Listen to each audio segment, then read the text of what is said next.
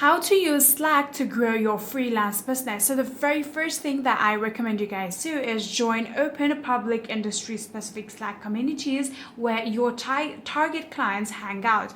So in order to do that, you can simply tap on your workplace name right here, and then from there what you can do is simply tap on the option add a workplace, and then from here you can either join another workplace or you can simply create a new workspace, right? So after doing that, you'll be able to join to a public industry specific Slack communities where you'll be able to find your targeted clients. So another thing that you can do is monitor job board or community channel for keywords like hiring or freelancer.